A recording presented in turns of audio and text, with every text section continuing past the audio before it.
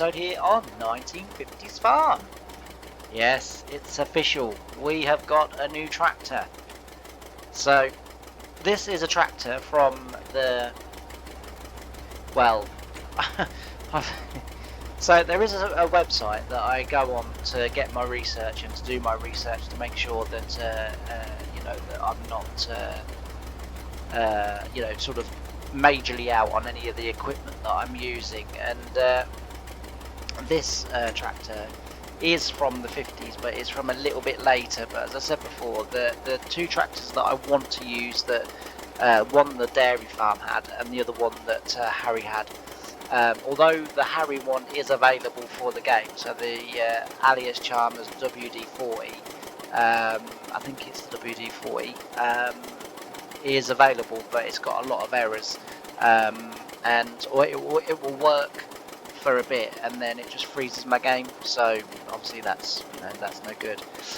So I've gone for the nearest next best thing to sort of in between what the two farms had. So I say he is a little bit later than 1954, this one, but not too much later. So as I say, it's sort of fairly okay. And with the baler, when excuse me, when I was showing you it in a previous video, which was, I think it's a video for you that's coming up, so the week you're on is nearly 2 weeks behind where I've recorded up to, I realised, you know, balers in those days didn't have bale chutes, but that was the only option that I had with the baler. I will try and find, and I have been trying to find, a modded version. However, in the sort of, well, I'm guessing that they had probably longer chutes on, and then a person would have stood and then, you know, stacked the bale, stacked the trailer that way. As I say, I you know, I sort of don't fully know that one without actually looking into it, and like I say, it was only when it didn't even occur to me while I was recording, it came to me thereafter, and I was kind of like, you know, well, actually I'm sure bale chutes weren't around in, you know, sort of the 1950s, and I understand that, but as I say, for a John Deere one, which is the one that the dairy had, so they had a conventional John Deere baler, and you know, they were able to do, as I say, conventional bales and you know, sort of different things. But the reason why I haven't sort of used this baler and done it the way that they sort of once did it is because of the fact that it had a bale chute on the back.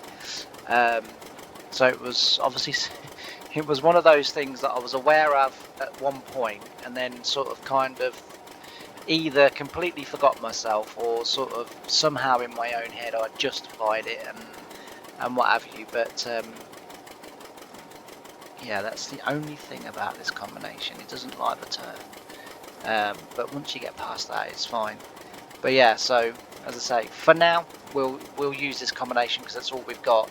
But I will try and find a John Deere baler, an old John Deere baler, or an old style John Deere baler with the bale chute. So as I say, I do realise that it's not authentic, but as I've said before, you know, I am kind of limited to what the game has to offer and what mods are available, and so there has to be a certain amount of give and take. But I'd you know, at the same time of me saying that, I don't want to then go silly, you know, and say, oh, it was only 10 years, you know, that's too much, you know, for me, you know, because as I say, I don't want to sort of spoil the feel of the save. I mean, obviously this is going to be a very long-term save, but I just love using these older equipment, and I just honestly, even though the fields are massive, and I've had it commented to me a few times, you know, why choose a map with such big fields with such small equipment, but the point of it will come later on in the series, when we begin to really see how farm machinery has, how far it's come, and how much we've moved on, and hopefully as we go through, we'll really begin to get an understanding for that. But yeah, so as you can see, as I say, we're baling our hay today. So we've got the McCormick in the field with the tedder, and he was in the field at the end of the last episode. And then we went and got the rower, but I have had to change rowers, mainly because the one that I was using at the end of the last episode was leaving the windrows far too wide for this baler to pick up. And I'm beginning to think that this might actually be the issue to my balers. It's not actually the balers themselves, it's the windrowers are leaving the rows too wide, and their pickups are just nowhere near wide enough to pick it up. So yeah, I've switched back to the red one that we had, the older one that we had, and touch wood, but for the odd bit here and there, it seems to be working a treat. So we'll go with it, sort of thing. But yeah, that's what we're up to today. And then, as I say, we'll store them out at the dairy farm for now, and then we will transfer them over to the ranch. When they do need them. At the moment, they're currently building feedlots and getting set up. So they've gone a lot bigger and got more cattle and horses and different things like that, and pigs, and sort of all good stuff like that.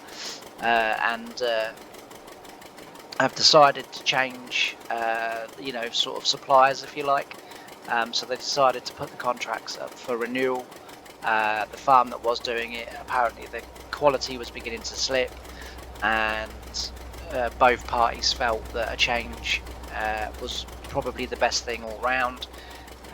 So we put forward our proposal.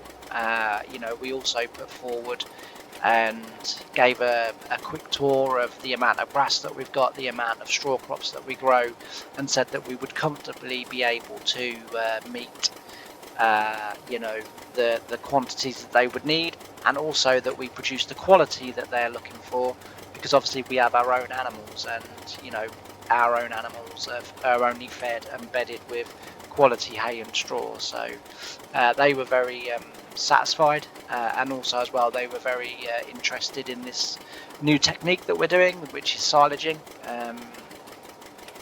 and they were very sort of keen to learn more about that, and to maybe how that could benefit their business too. So yeah, we're very excited, but we've just got to wait for them to complete their feedlots and get their animals in, and then once that is up and running, we will then start transferring their hay from our farm to theirs. It is a little bit of a trip away, with these tractors. However, moving forward long term, we think it's going to be a worthwhile investment. We believe that it's something that will benefit not only us, but they themselves. And moving forward, as I say, we're very excited that we're going to have a very good partnership, and be in a position where we'll all be able to prosper. So yeah, very good stuff. And as I say, it's nice to then be able to do the conventional bales, and it's nice to have sort of other work that we have to concentrate on. As I say, Harry back in the day did move slowly over into contracting as well as farming his own farm, but he also did contracting because in the early years he didn't have that much land himself, and he needed to be busy all year round, and not only that, he needed to be earning money all year round. He had a young family to support, and and you know, that was something that you know, he had to do, and he did do, and you know, did very well. As I say, the contracting was something that took off for him, and even, you know, today the business is still divided between farming for themselves and contracting, and yeah, it's a busy farm. It's a very busy farm, and we're very fortunate to be able, or you know, for me to have enough information. I mean, there's not a great deal, and some of it I'm having to wing, and some of it I'm having to kind of sort of invent and include it in their history. Um, you know, but as I say, there's not a huge amount of information available from them, and as I say, up until about 1950, sort of 6, 7, the list of machinery then sort of disappears, and we don't really know what they had thereafter. All we're told is they run mainly John Deere, and Harry was a mixture between John Deere and Case.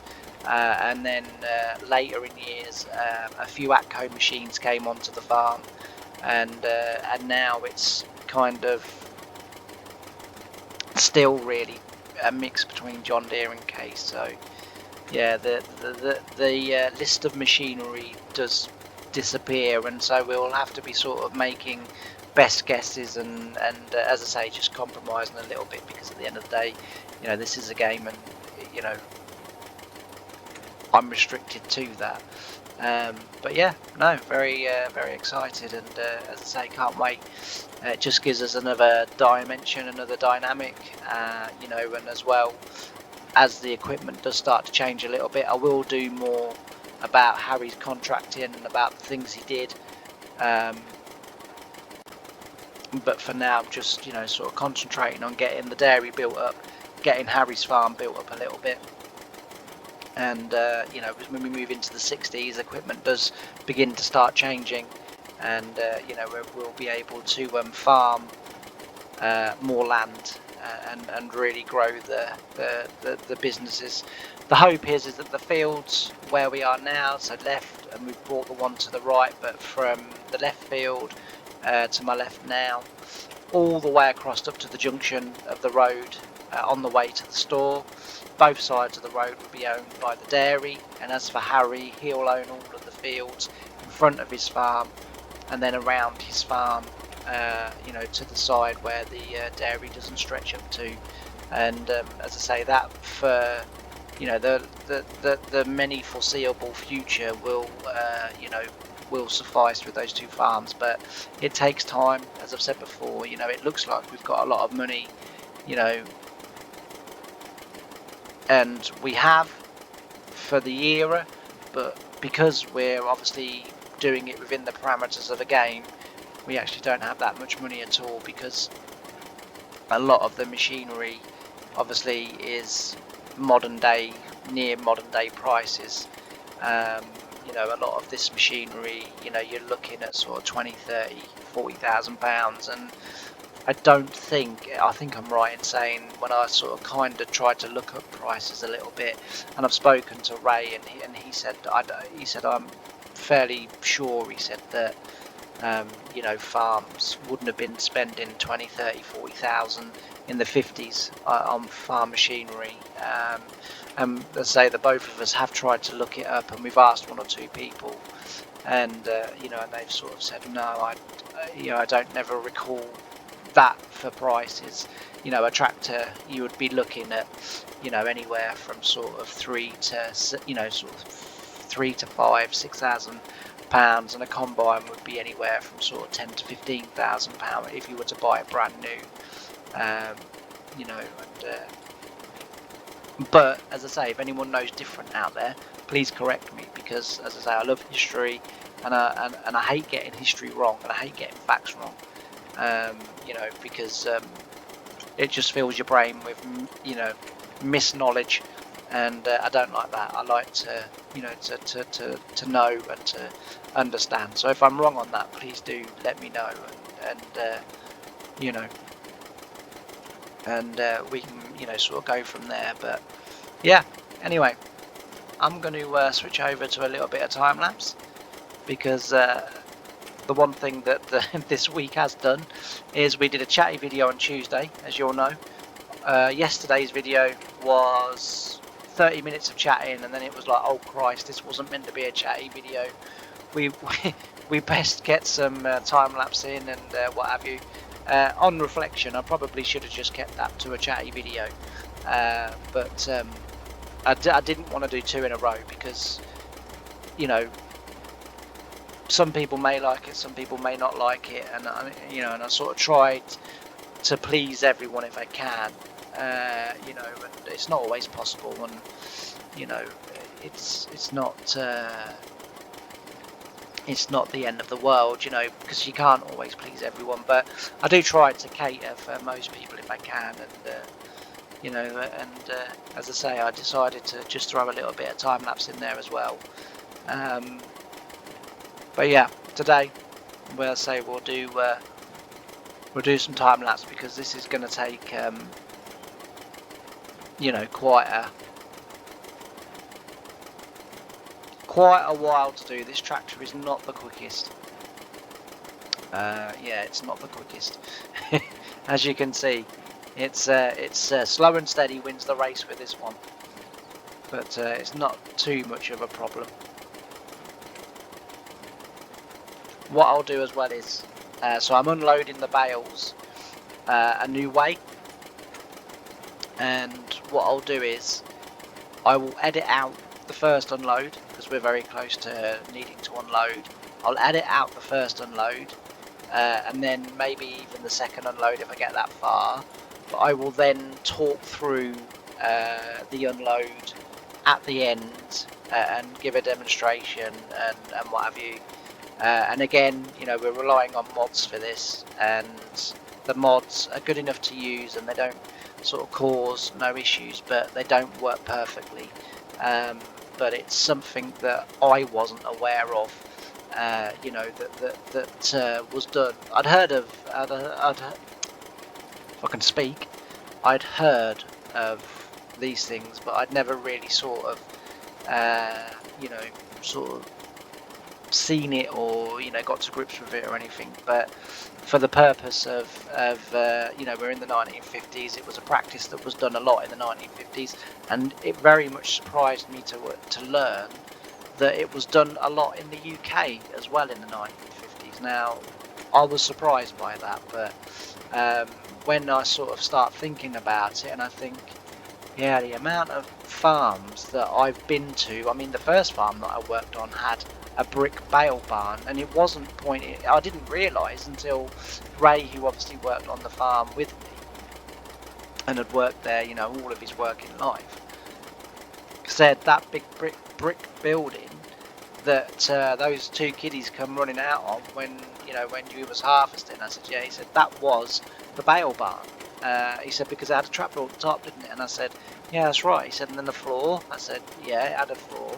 He said, and you went up there, didn't you? And I said, yeah, I went up there. I said, because I nearly fell through the bleeding roof. And he was like laughing. He goes, yeah, it wasn't very safe up there. He said, but so that was the original bale barn. He said, and then on the back of that, where the buildings are, the black sheds and the other brick buildings, that was where the, you know, pigs and the cows were kept, you know, out there. And he then showed me a picture from the I think it was the 1960s, of how the farm looked then and how it looked when and honestly, you couldn't believe the difference. It was like, geez. So yeah, it was quite a transformation, but yeah. So as I say, I was quite interested in all of that. But anyway, as I say, I'm going to go over to some time lapse.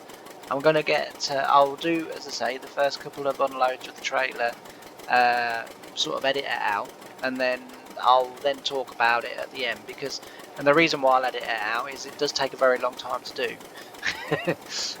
because it means we have to handle each and every individual bale, and there's 100 and sort of, what, there's going to be 153 or so bales on there at the end, when it's full. maybe 160. I can't remember now, which I think it's 153 bales.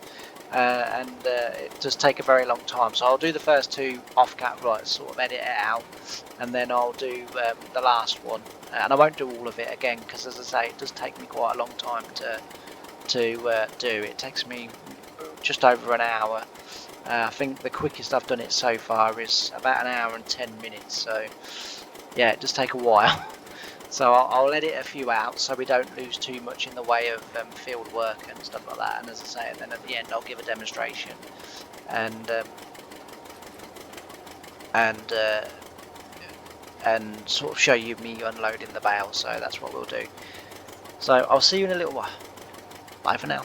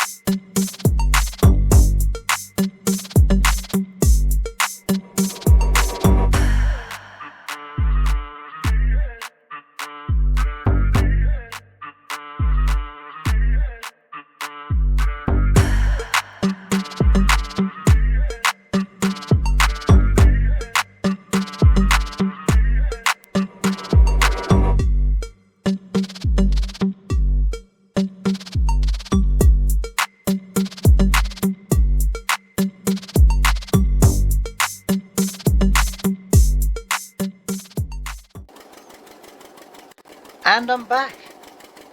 So, I've got the trailer nice and full this time.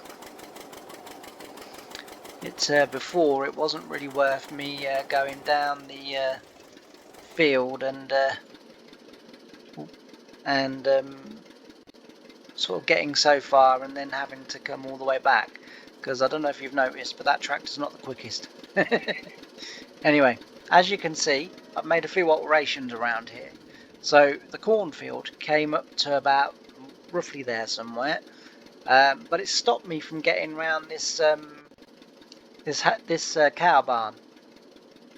Now I didn't realise until the other day when I was doing something else and I had this door open, and I don't know why I had the door open, but I was sort of round there and I thought, oh, there's a door there. I thought, oh, it opens, and I went like that, and then I went like that, or like that. No, not that.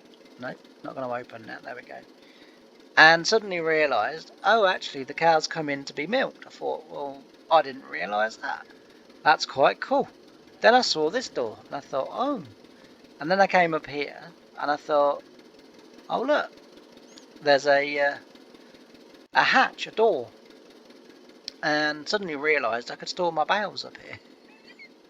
So I thought, oh, well, I thought that's fantastic, because that means that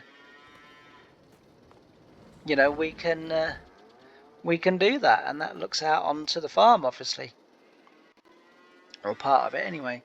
So yeah, I don't know why I hadn't kind of taken any notice of it, but I hadn't. And so yeah, it's a as I say, it was a bit of a pleasant surprise. So I thought, well, okay, so now that I know that, we should get on and do. I know what it was actually. I was emptying the milk out of here. That's what I was doing. And yeah, as I say, I thought, well, I can't actually get my lorry and stuff around here. My tractor and my tanker around here to actually get the milk out. So then I kind of made all this, and then as I say, I went indoors, and then saw that, and I was like, oh, okay. I thought, well, okay, that gives us a new thing that we can now do. So this is a little bit hit and miss, this, but mainly because you don't always know which bale you've grabbed. So by the end, usually the stack is that going to work? I have to turn it on. That will help.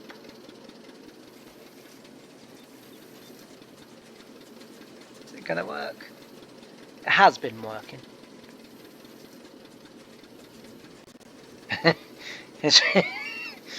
it's so the 2 or 3 trailers that you've seen me fill, I've been doing this, and it's worked an absolute treat. The moment I start recording, and suddenly we've got a bucking bronco. You would not believe that has worked every single time. Right, let's just try that up here. There we go. So then, as I say, it goes up the elevator and then into the trigger, and then into the shed. But yeah, as I say, the reason why I haven't been showing too much of this is because obviously it does take quite a while. That one was a bit better, but yeah, so it does take a while to do this, and I kind of sort of figured that on a video it might be even time-lapsed. It's painful watching me do this because I'm not that good at it, but I did want to show it just because there's a few people that I know sort of personally that use these barns, and like me just never realised. I mean, it comes you know, was it a week or 2 weeks after I discovered that after all these years of playing the game, I only had to drive my spreader over this blue circle, press R, and it would fill it. For the last, God knows, well, nearly 20 years, so 16 years, for the last 16 years, I believe to empty the manure pits you have to dig it out with a sort of a telehandler or a front loader or whatever. But yeah, it turns out no, that's not the case. You can actually just drive up to the blue circle, and said blue circle will fill your spreader once you press R. So yeah, I'm this particular series is making me learn stuff about the game. I clearly didn't already know, and but yeah, this is as I say what we do, and as I say, I have been doing it this way, but I was doing it the other day. I was sort of kind of recording it, and as I say, it does take me. Well, the quickest, as I say, I've done it is 1 hour 10 minutes. I will be quite honest. I haven't got anywhere near that time since. It was a time when I think things just went well from the get-go, and as I say, I was able to complete it. But most of the time that I do it, I'm nearer the sort of hour and 45, and time lapsed. I mean, it's painful to watch because I did record it because I was going to do a video on it, like a whole video of me just unloading a bow trailer, and even time lapsed. It was painful to watch. As I say, mainly because I'm not that good at it. But yeah, so that's what I've been doing. But anyway, I'm going to leave this episode here. Very nearly now got the field finished. Come on, you've literally got to go another yard and you're in the trigger.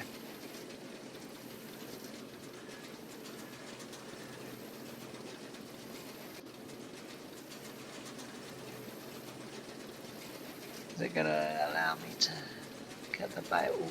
Ah. Okay. So yeah, but anyway, as I say, I am going to leave because this is going to be terrible to watch, and I have virtually got the field finished now. There's only probably about another trailer, maybe 2 trailers to do, and then that field is complete.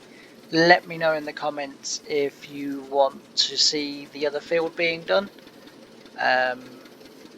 or if you want me to do that off camera.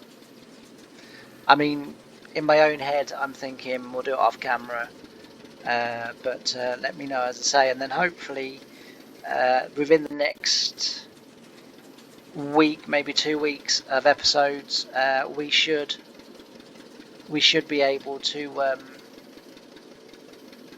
have a look at the new ranch that's being built, and the company will go and have a look, a little bit of a tour around. Hopefully they'll be willing to show us around, and then that's where all this most of this hay will be going. It's always good to maybe have some back for ourselves. Obviously we do use quite a bit of it for our animals, so yeah, it's always good to have a bit. But that's the other thing that happens as well, is that I get moving it out of sequence, and then it just all collapses. But like I say, I'm not very good at it, but I did want to just show it just because I think it's a cool thing to do. But yeah, anyway, thanks ever so much for watching. Really enjoyed having your company. Can't wait to see you in the next episode. Bye for now.